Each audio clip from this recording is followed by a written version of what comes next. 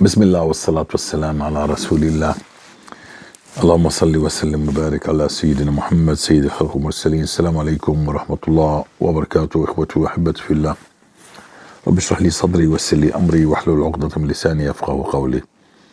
نعم، انهاء نفس السلسلة إن شاء الله، لكنها قصص مختلفة بإذن الله تعالى. قصص المستغفرين. انتبهوا لأحوال الناس، انتبهوا. نعم، هناك كثير من الإخوة عندما بلغوا الآية تغير حالهم، لكن انتم كمان غيروا. إنهم كانوا يسارعون في الخيرات، إنهم كانوا يسارعون في الخيرات. اعلم إن بيت القصيد هو أخلاقك.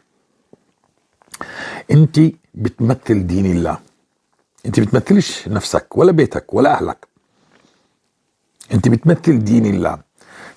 أنت لما بدك تخرج، بالأخص الذين يعني يسكنون في دول غير يعني مختلطة، دول مختلطة من أديان مختلطة، دير بالك من أخلاقك، دير بالك من أخلاقك. سيحاسبك الله عليه حسابا عسيرا. وإذا حدث التضييق عليكم اعلم إنها أخلاقك، لأنه الله لا يريدك أن تكون نموذج سيء للمسلم، يريدك أن يباهي فيك الملائكة.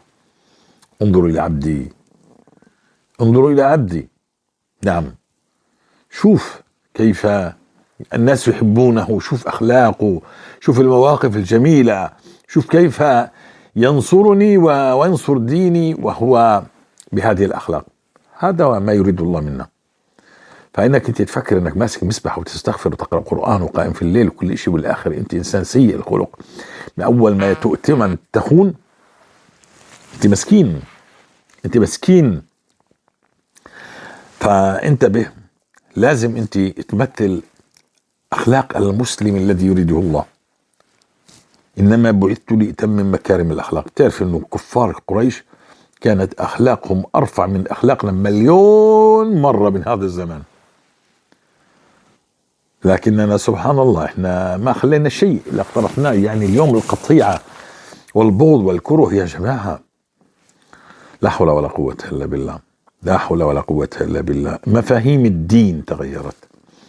لا تزعلوا مني يا جماعة، لا تزعلوا مني لما أنا بقول في كل زاوية. يعني أنا إذا بدي أطلع هيك خط جو، خط جو، يعني مش ماشي، المشي بدك تمشي منعرجات وهكذا. يمكن هكذا 200 متر مسجد، 200 متر إلى الغرب مسجد، 200 متر إلى الشرق مسجد.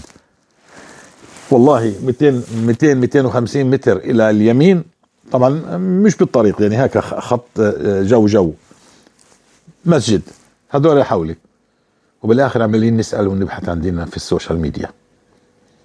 عمالين نسأل، هذا بقول قصته مع الاستغفار، وذاك بقول قصته مع سورة البقرة، وذاك بقول الحوقلة، وذاك بقول الواقعة، وذاك بقول ليه؟ لماذا؟ ما هذا أوصلنا إلى الكره والبغض. ما هي المعاصي تنقلب بضاعة أخرى، المعاصي والذنوب تنقلب بضاعة أخرى. يعني يا جماعة، يعني في هناك شيخ ما شاء الله عليه، لكن بالنسبة لي أنا مش شيخ، هو الشيخ، هو بروفيسور الدكتور طارق، بيحبب الناس في درب اليقين. وهناك كثير من يتكلم عن اليقين، لكن بدي أقول للشيخ طارق، وممكن ترسل هذه الرسالة له: الله يفتح عليك ويبارك فيك، والحكمة ضالة المؤمن.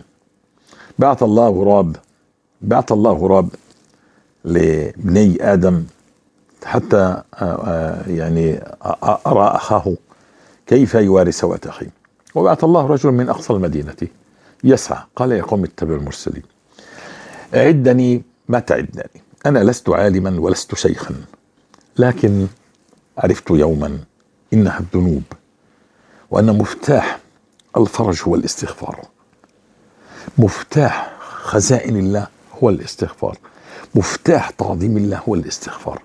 لكن إن أحدكم لا يحرم الرزق ذنب يصيبه. كيف أدعو الله وأنا موقن في الإجابة؟ والله الذي يعذبني. ليش يعذبك يا أبو أحمد؟ لأني أنا أتفنن في معصية الله، لأنه عندي ذنوب خلوات. على سبيل المثال، فإذا خلوت في محارم الله في الحديث في الحديث الصحيح، يعني معروف الحديث الذين دخلوا في محارم الله جعل الله أعمالهم هباء منثورا. فأنا بدي أصلي وأصوم وعندي ذنوب خلوات، كيف أدعو وأنا موقن في الإجابة؟ والله الذي ينسف لي حسناتي. حديث المفلس، منصلي ومنصوم ومنحج ومنزكي، لكننا نسب هذا ونشتم هذا ونأكل مال هذا ونسفك دم هذا، حتى منك تكون أنت السبب في سفك الدماء. فنت حسناتنا فكبر الله في النار، فكيف يستجيب الله في درب اليقين؟ بس أنا بدي أركز على نقطة الذنوب. يعني لو جمعت كلامك والمشايخ الذين على كل المنابر، ركز على الذنب. إن أحدكم لا يتكلم الكلمة لا يلقي لها بال من سخط الله تهوي به في جهنم 70 خريف، أو تهوي به في جهنم، أو كما قال رسول الله صلى الله عليه وسلم. هذه الذنوب يعني نستمر في مسار الذنوب والدعاء والتماس مواطن الاستجابة أو استجلاب الرزق، وأنا مثلا على سبيل مغمض عيني وكأن الله يعطيني. أصلا هو من الذي يعذب الأمة هذه إلا الله؟ يعني أنا ما بدي أفوت في هذا الباب، فوت في هذا الباب 2200 درس على نفس الموضوع، الاستغفار وسورة البقرة. لازلت أنا أتكلم نفس الباب.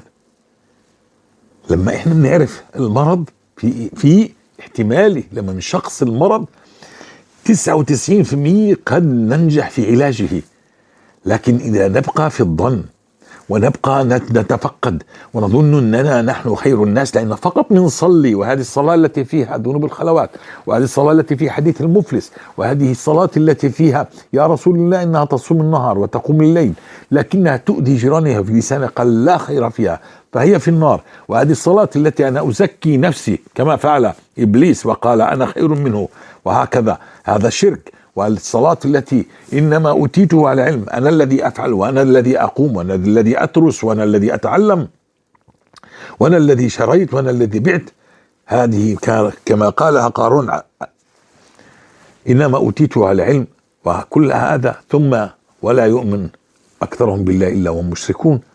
إذا فتح الله علينا ننسب فضل هذا الأمر إلى أنفسنا فنشرك، أو لغير الله إن كان عملية جراحية نجحت والطبيب نصير نطبل ونزنبر بالليل والنهار لهذا الطبيب، ونحن نشرك بالله بالليل والنهار. يا عبدي لئن جئتني بقراب الأرض خطايا وجئتني لا تشرك بي شيئا غفرت لك ولا أبالي، ونحن واقعين في هذا الشرك.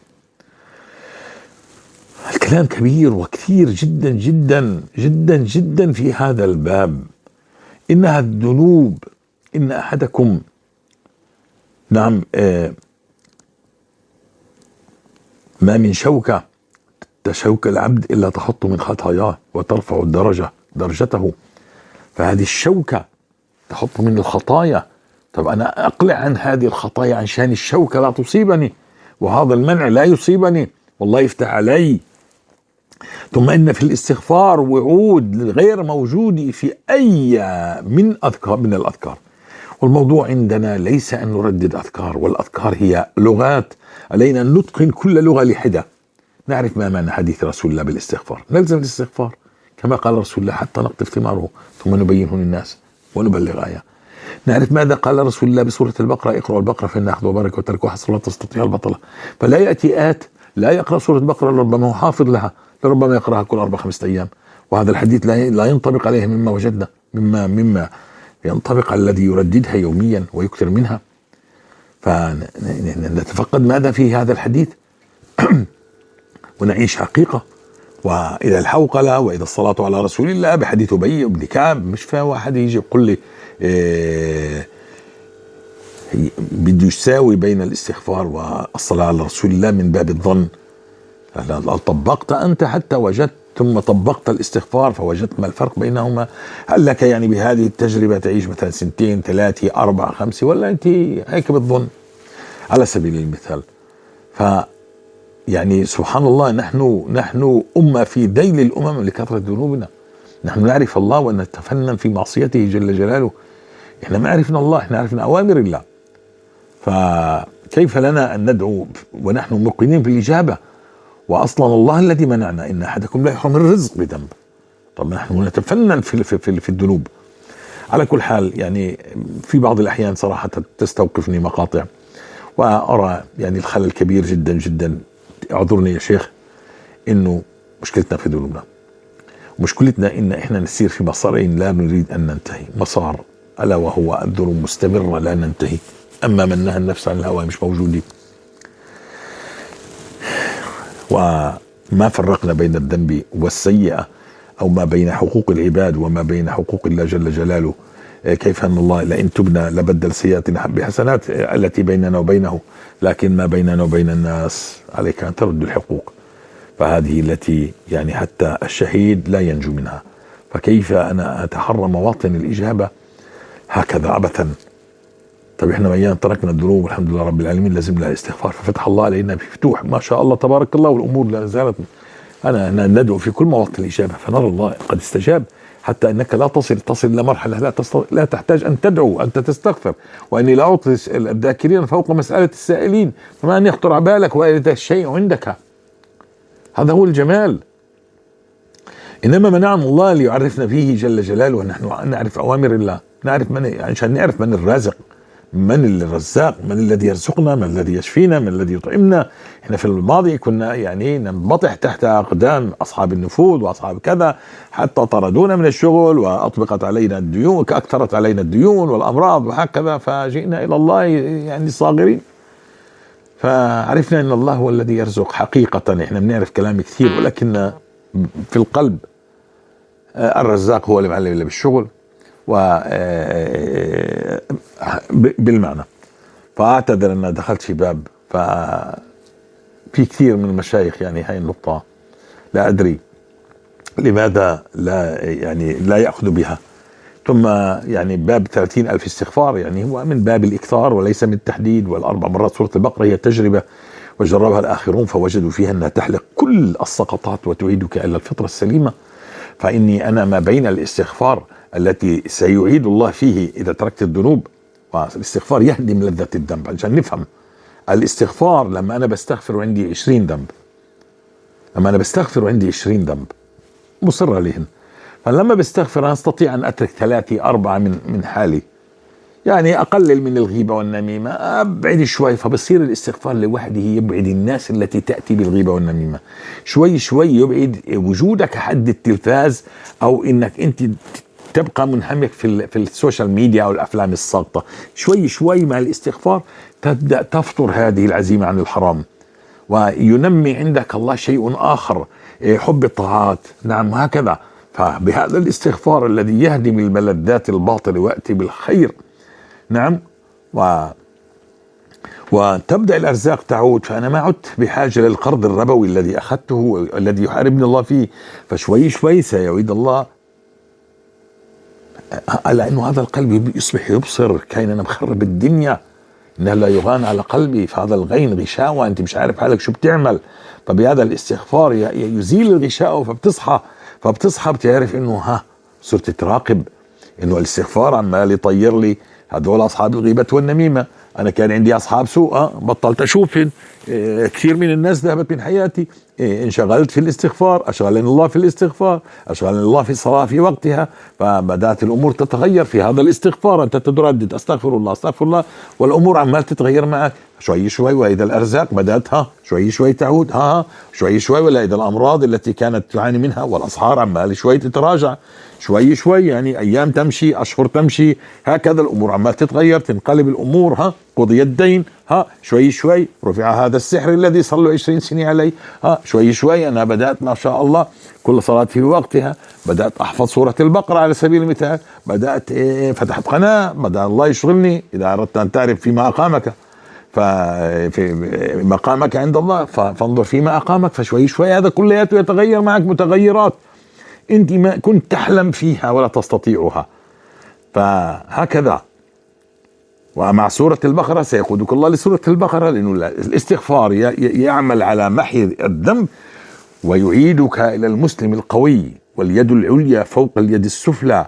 نعم، لأنه ويمددكم بأموال وبنين ويجعل لكم جنات ويجعل لكم أنهارا. بالاستغفار لا يعذب الله مستغفر، بالاستغفار وأن استغفر ربكم ثم توبوا إليه يمتعكم متاعا حسنا. أنا ليش أحسد لما أنا عمال أتمتع عايش حياة طيبة، أرزاقي تأتيني من كل مكان، الله شافيني، الله كافيني، الناس بدأت يعني تحترمني، بدأت أجد مكانتي عمال ترتفع بين الناس، لي قيمة بين الناس، الله عم يرفع قدري ومقامي بفضل الله، لا نزكي أنفسنا طبعا. فبدأت حياتي واجتماعياتي ومجتمعي كله يتغير، فكل هذا بفضل الله بالاستغفار. وساقني الله لسورة البقرة التي تهذبني. نعم، سورة البقرة التي لا يعرفها عليك أن ترددها وتكثر منها، ستشلح منك السقطات وتعيدك إلى الفطرة السليمة. فهي البصيرة، وهي الحكمة، وهي العقل المدبر. فهذا إما يدبره شيطان أو نفس أمارة بالسوء، وإما تدبره بفضل الله سورة البقرة. فسورة البقرة تبدل أولوياتك، ترتب أولوياتك، تعيدك إلى الفطرة السليمة. تركها حسرة، كلام بتألف فيه مليون كتاب، لكن إن لم تعيشها كل الكتب ارميها. ستؤلف كتب بلغة أخرى لما تعيش الآيات وتطبق الآيات وتنظر إن الكلام كان كلام لا يشبه الحقيقة. فلما أنت بتعيش الحقيقة وتعيش الاستغفار وتلزم الاستغفار، مش أنا لزمت الاستغفار بقصة صغيرة وانتهى الموضوع، لا، أنا أعيش الاستغفار، من لازم الاستغفار، فالاستغفار لا يترك، كل شيء يترك إلا الاستغفار. نعم، إحنا العذاب واقف فوق رؤوسنا وكأننا في يوم الحشر، وكأن الشمس فوق رؤوسنا، وكأن الاستغفار يبعدها عنا. وما كان الله معذبهم وهم يستغفرون. فكأن هذه الدفعات وهذه الهموم والأسحار والشياطين والدنيا كله والأعداء والأمراض والأسقام والأصحاب كله يعني وكأنه سهام مسلطة عليك، والاستغفار العامل هكذا يعني الحصن الحصين، لأنه العذاب لا يصل للمستغفر. فلا نساوي بين الأوراد، الله فاضل بين الرسل، فاضل بين الأيام، فاضل بين الأذكار، فاضل بين الصور، فاضل بين أشياء كثيرة، الله جل جلاله فاضل بين الملائكة، وهكذا الصور لها والأذكار لها، وكل شيء لغة، وكل شيء تحتاجه، وكل شيء من هذه الأوراد يثبت أن رسول الله صلى الله عليه وسلم هو رسول البشرية، هو من عند الله، هو يعني إن كلامه له وحي يوحى. مش يأتوا لنا من يقول لنا قرآنيون خلاص ما فرطنا في الكتاب، مش شايف ان لسنا بحاجة للسنة، لأن السنة اليوم لا تدار في الظن. يعني أحاديث اعمل تجد، اقرأ البقرة فأخذها بركة وتركها حسرة، فمن يعمل هذا لا يقول لك قال، ويقول لك قال ابن تيمية، ولا يعملوا. فهي مشكلة، مصيبة كبرى في هذا الزمان، إننا فقط نقول نسخ ولصق، لا نطبق. أشغلنا أنفسنا بأقوال الآخرين عشان أخذ الشهادات الكبرى، وبالآخر أنا مش عارف أسوق أمي، أقود أمي حتى تصل إلى ربها. نعم، ترى الواحد عمال يتدين ويزيد بدينه ويطول لحيته ويطول ثوبه، بعد 10 سنين تراه تعب، ما فيش ثمار، لا هو مؤمن قوي ولا هو في فتح، ولا الديون كبرت عليه، والهموم صار بده يتزوج في الزوجة، صار بده يعمر بيت، ما فيش، كله دين وكله حروب وما شاء. ليش هيك؟ شو الخلل؟ ليش انت بتقول لي انا فقط بصلي وصلاتي كلها طرحتها في الاحاديث التي قلت عنها، إذا خلى في محارم الله انتهكها، وحديث المفلس، وسوء الخلق، والأنا وإنما أوتيت على علم، وأنا خير منه، كلها تنطبق علينا. بالآخر الله سلط علينا كل شيء، ولكننا نظن إننا في ابتلاء. ليه؟ علينا أن نترك هذه الذنوب ونقبل على الله ونمسك المسبحة، ولا يتكلم متكلم أن يساوي بين وردين وهو لا يدري، ولا يدري. يعني إذا كان ابن تيمية يقول يعني خير الدعاء الاستغفار، يعني مش عارف الكلام يعني كيف قالها هو، لكن بالمعنى. والرسول والله جل جلاله يقول: واني لا اعطي الذاكرين فوق مسألة السائلين، فاذا انا شغلت نفسي بالذكر فالله سيعطيني، ما هو اصلا هو الذي منعني، وهو اللي بيعرف شو بدي. فانا لا احتاج اني اظلني بدي سيارة، بدي طيارة، وبدي مصاري، بدي ازوج الولد، وبدي شفاء. الله بيعطيني كل شيء، انا بس بذكر واقرأ وتقدم وتطور. نعم، الله بيفتح علي علم جديد، والله بيفتح علي تكنولوجيا، والله بيفتح علي تحصيل علمي، وهكذا، وبيفتح فتح حتى وصلنا إلى قعر البحار في هذا الكلام. هذا فضل الله. الله يفتح عليكم، الله يرضى عليكم. نعم، إنها الذنوب التي جعلت الحياة كلها شوك. إنها ما من شوكة يشوك على العبد. طب ليش أشاكل الشوك؟ أستغفر ولا أشاكل الشوك. نعم، أحط الخطايا، ممحات الذنوب، الاستغفار، وأترك هذه الذنوب. الموضوع ليس استحضار لا ذنب ولا قلب، الموضوع ترك الذنوب، تركها. من أهم، أترك الذنوب أو لا أستحضرها؟ يعني أنا مستمر، يعني لو لم تخطئوا بدنا نفهم الأحاديث، والله لازم نفهم الأحاديث. لو لم تخطئوا لاستبدل الله قوما غيركم فيخطئون فيستغفرون الله فيغفر لهم، لكننا لا نستغفر. والخطيئة هي مش يعني يخطئون يعني مستمرين، يلا إباحيات قروض ربوية. نفهم، انت بتقع هون وبتقع هون وبتغير كل يوم في شغله جديده وبنقصر. كما قال احد العلماء، نسيت اسمه، الذنوب التي لا نعلمها، الاوامر والنواهي التي نهانا الله التي لا نعلمها اكثر بكثير من التي نعلمها.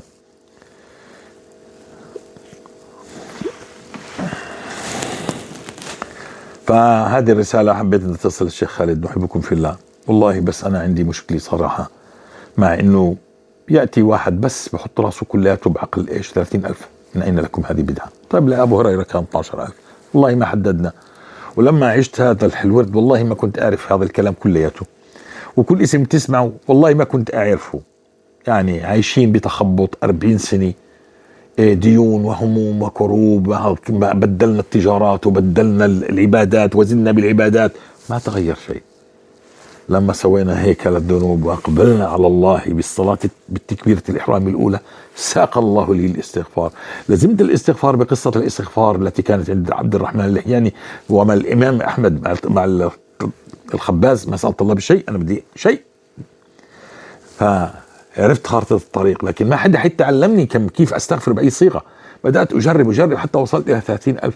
فأمطر الله السماء وجاء أول مرة $4,000، هاي بال 2015. وبعدين أبطل السحر الذي كسر ظهري، وبعدين بالسنة اللي وراها يعني بعدها $80,000 انقضى عني، علما اني سنة قبلها كنت قد بعت عقار في $100,000 ولم يقضى شيء، كله تبخر، قضي عني من حيث لا احتسب.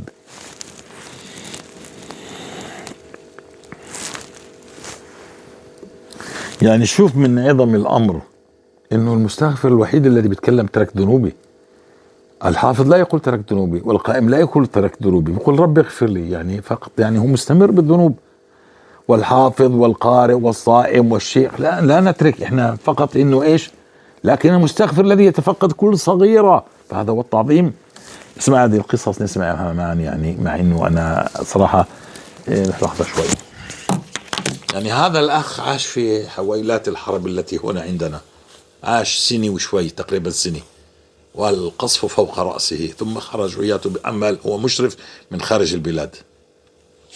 السلام عليكم ورحمة الله.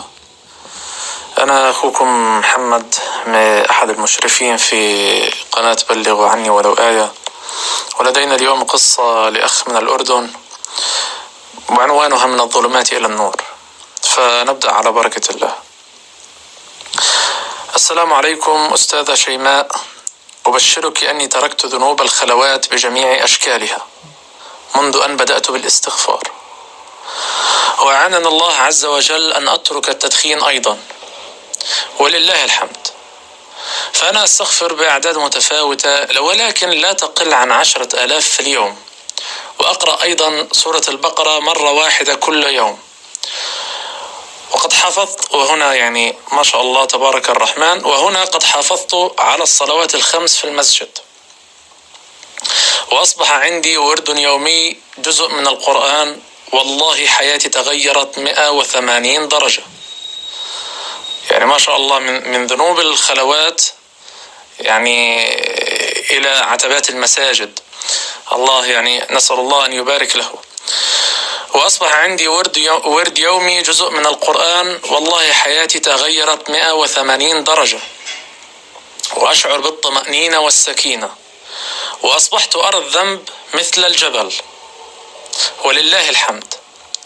في البداية كنت أستغفر، وهنا يعني نقطة مهمة يذكرها الأخ، ولله الحمد في البداية كنت أستغفر من أجل الرزق، لكن والله الآن أصبح همي الوحيد أن الله يثبتني على الدين ولا تغرني الحياة مرة أخرى. ما شاء الله، وإن شاء الله القادم أجمل، وكل هذا بفضل الله عز وجل، ومن ثم الأخ محمد حجازي الذي سخره رب العالمين وجعله سببا لهدايتنا، جزاه الله عنا كل خير. والسلام عليكم ورحمة الله وبركاته. يعني طبعا شفت يا دكتور طارق خوالدي، هاي الرسالة إن شاء الله تكون تصل للجميع. طبعا المتابعين من يعرف الدكتور هو بيحاول، يعني جزاه الله خير، لكن المشكلة في ذنوبنا، المشكلة إن الذي يعذبنا هو الله، ونحن نظن إنه الغرب سلطه، إنما سلطه الله علينا.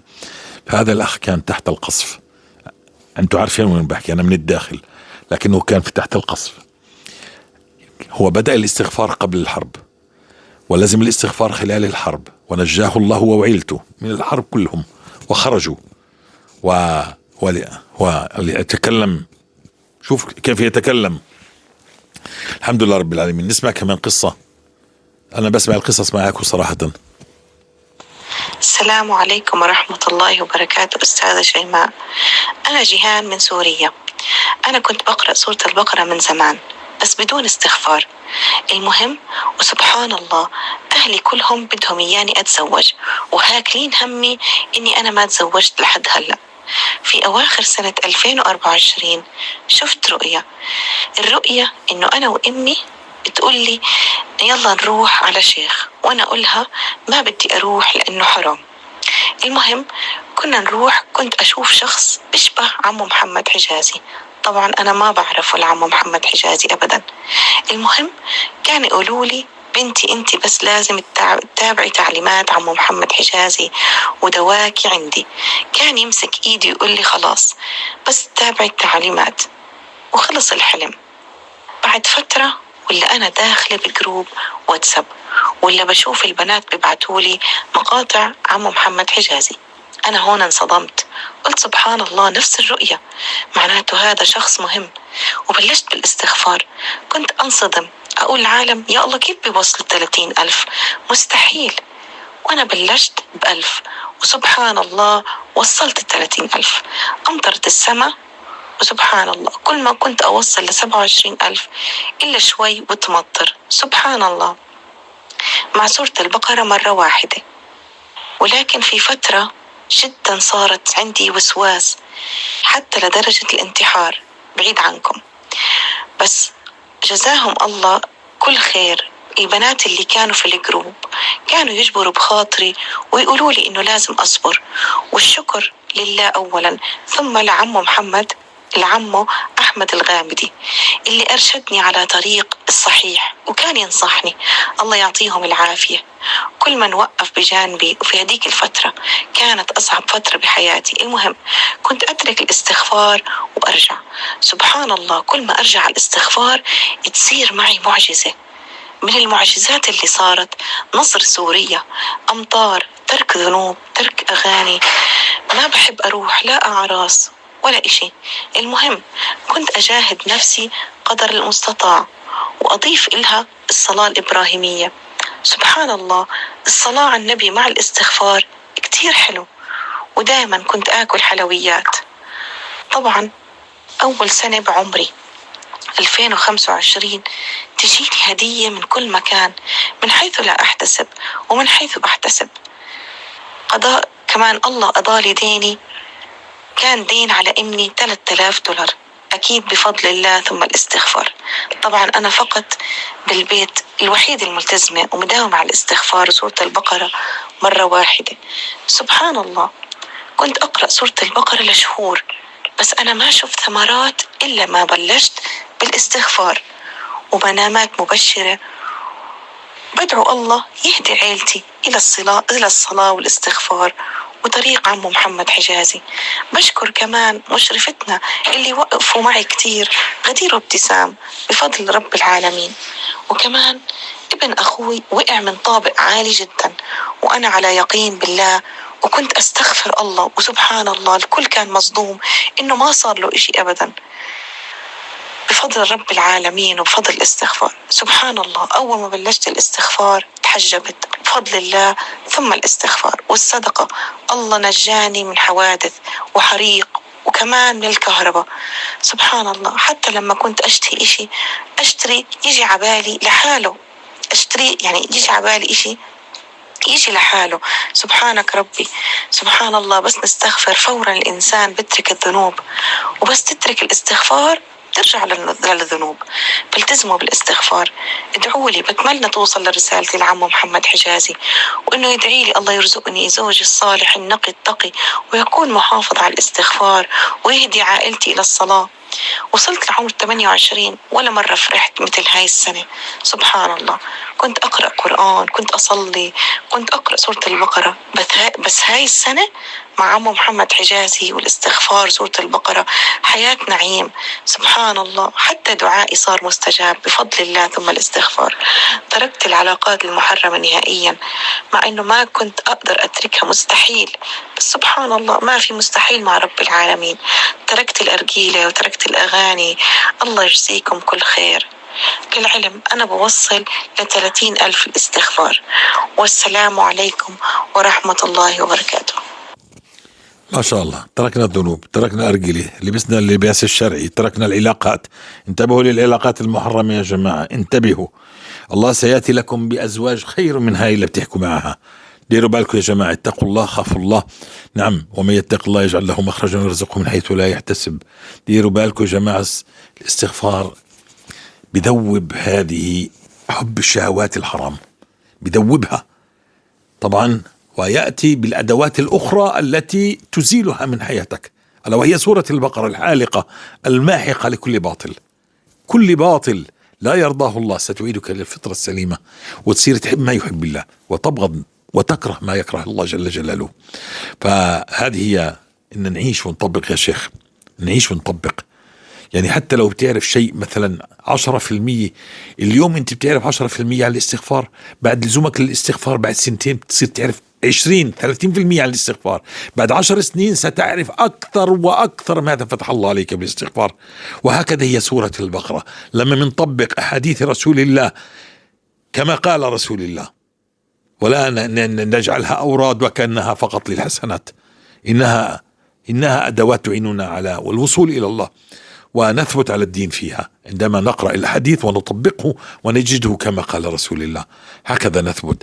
فعندما نترك الذنوب نحن مقبلين على رمضان، ورمضان هذا إن شاء الله بدون ذنوب لكم دعوات مستجابة. مرت رمضانات كثيرة دعوتم في مواطن الإجابة، ودعوتم في ليلة القدر، ولكن كنا نزداد ذلا وهوانا ولا استجابة. لكن الحمد لله رب العالمين المستغفرين سيجدوا بعد ليلة القدر كثير من الدعوات قد استجاب الله لهم. نعم، سيقدر الله لكم مقادير جديدة، ويعني مش يعني معناها أنه مش راح يعطيكم الآن، الفتوحات مستمرة، لكن العطاء الأكبر سيقدر الله لكم في ليلة القدر. تفصلكم أيام، يعني ربما شهرين عن ليلة القدر، فشدوا حالكم، اتركوا الذنوب، اقبلوا على الله. سمعتوا؟ كلما ترخيت في الاستغفار ازدادت الذنوب، وكلما شديت بالاستغفار نعم انه يوسوس بالليل والنهار. ونحقق لزوم الاستغفار، ونحقق وما كان الله معذبهم مما يستغفرون. فانا لما بستغفر فالله بيرحمني كمان، لولا تستغفرون الله لعلكم ترحمون. فهذه رحمات، بدل ما تيجي شياطين وتلمسني وتلبس علي كل انه تفنن في معصية الله، فتبدأ تكون رحمات. خلينا يا شيخ نركز على الاستغفار والتوبة، لأنه إحنا في زمان كثرت فيه الذنوب والفتن، فلا نتكلم في 100,000. أنا بعرف إنك بتتكلم، أنا بعرف، لكن هناك شيء أكبر ألا وهي ترك الذنوب. وعندما نترك الذنوب يعني نسير قليلا في الاستغفار، أبشروا هكذا، أبشروا من قلهن، أبشروا إن عطاء الله يعني تدريجيا، وقد يمسك عليك أحد كما قال الخباز للإمام أحمد إلا واحدة لم يستجيب له. وهذا ماذا حدث؟ هذا ماذا يحدث ليش؟ لأن الله بيمسكك بهذا الواحد. يعني ربما أنت بدك فلوس تعمر بيت، لكنك أنت كمان مريض وكمان مسحور وأمورك مكركبة وعندك مشكلة في العمل وعندك معلم متسلط، تبدأ هذه الأمور تتطاير، لكنه الدين لازال. ليش؟ لأنه الله ماسكك فيه، لأنه إن أعطاك إياه قضى لك إياه بتطير أنت وبترجع إلى الذنوب التي سبقت. فالله يريد أن يعلمك ويعطيك تباعا تباعا تباعا حتى تثبت وتبلغ آية وتكون من خير أمة أخرجت للناس تأمر بالمعروف وتنهى عن المنكر. وديروا بالكم أخلاقكم، لن يفتح الله عليكم حتى تكون أخلاقكم كمرآة، مرآة لدين الله. نعم، كنتم خير أمة أخرجت للناس تأمرون بالمعروف وتنهون عن المنكر، مرآة. كونوا على خلق حسن. السلام عليكم. في سلسلة نستمر، اكتبوا تعليقاتكم وانشروا هذا الكلام، وصلوا الكلام لأصحابه. الله يبارك فيكم، انشروا في كل مكان في كل القنوات، وقصصكم دونوها في التعليقات. السلام عليكم ورحمة الله وبركاته.